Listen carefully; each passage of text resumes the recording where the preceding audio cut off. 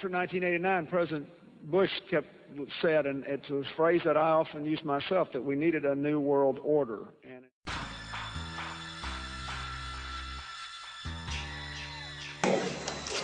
to build. That's the polar opposite of the problem with terror.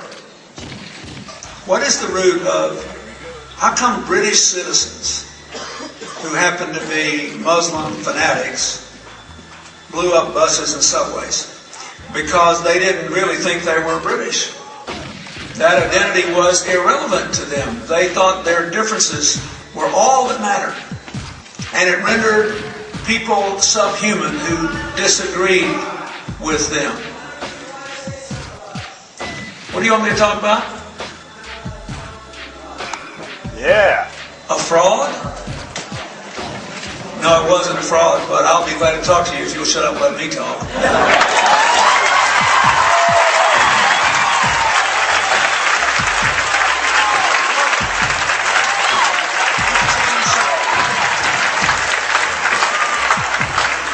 I'll tell you a couple of stories about fraud. The Bohemian Club. Did you say the Bohemian Club? Yeah. That's where all those rich Republicans go up and stand naked against redwood trees, right? I've never been to the Bohemian Club, but you ought to go. It'd be good for you. Get some fresh air.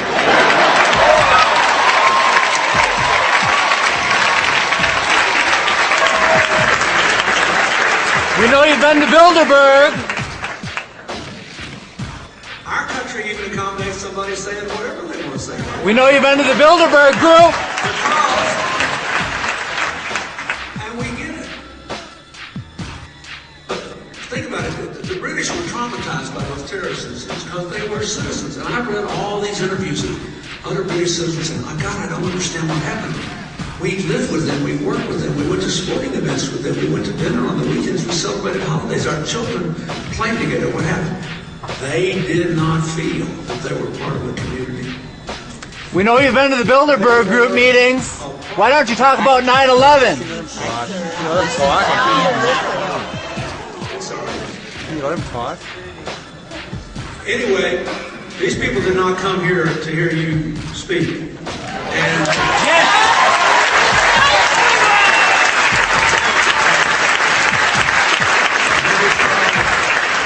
if you don't have any self-control, we can live with it. The people are waking up. The people are becoming aware 9/11 was an inside job. Hey, listen. We paid to come listen to this, please. An inside job? Yeah, it was an inside job. World Trade Center 7 didn't collapse by itself. Let me tell you something. One of my wife's strongest supporters is a woman who was burned beyond recognition, who has been through more than a dozen operations to put her life back together.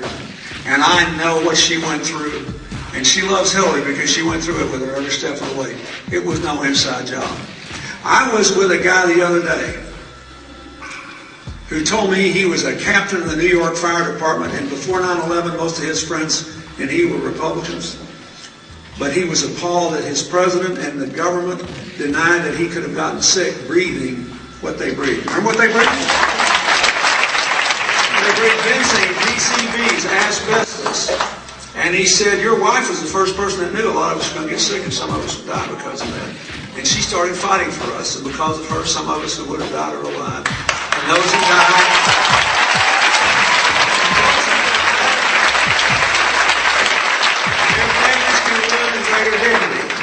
I live in New York.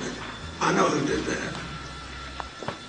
I flew back as quick as I could, and I went down to the Victims Identification Center, and I found myself standing next to an Arab fellow who was a full head taller than me. He was about 6'7", with big old tears running down his face.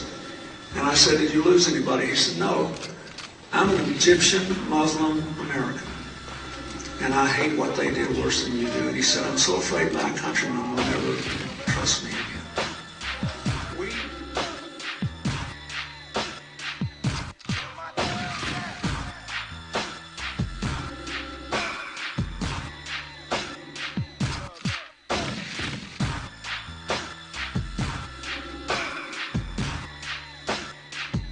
To an Arab fellow who was a full head taller than me, was about 6'7", with big old tears running down his face. And I said, "Did you lose anybody?" He said, "No, I'm an Egyptian Muslim American, and I hate what they did worse than you do." And he said, "I'm so afraid my countrymen will never trust me again." We know about that. We know about that. You guys got to be careful. You're going to give Minnesota a bad reputation here. So anyway, this is a problem. Bill. Tell them about the Bilderberg Group. Sure. You want me to take it? Thank you.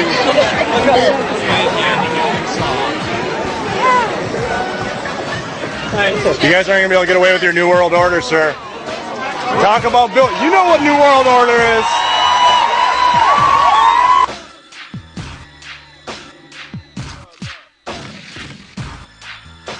In 1989, President Bush said, and it's his phrase that I often use myself, that we needed a new world order. And his phrase that I often use myself, that we needed a new world order. And it needed a new world order. And a new world order. A new world order. World order. New world order. That we needed a new world order. You guys aren't going to be able to get away with your New World Order, sir. Talk about Bill. You know what New World Order is.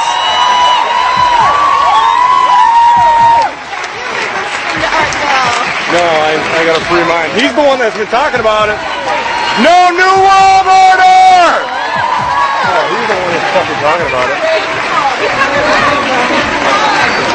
Tell him about the Bilderberg Group. Yeah, I know your wife was there last year illegally under the Logan Act. It's true. Hey, you guys like America? Keep it that way.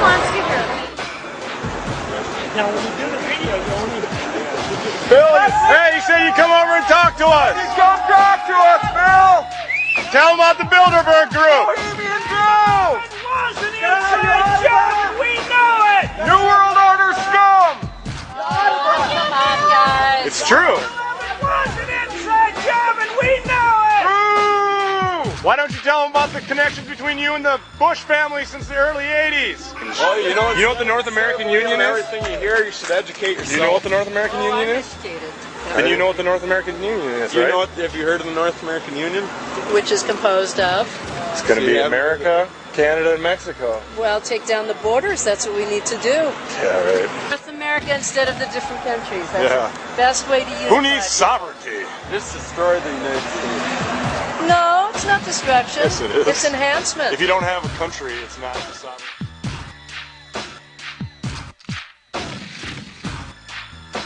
One Clinton campaigning for another. Tonight, President Clinton came to the Twin Cities stumping for his wife. Here's Carol Evans, Scott Goldberg. We have the next First Gentleman of the United States, President Bill Clinton. At the State Theater, Bill Clinton played to a packed house. And this is why I'd be here for her if we weren't married.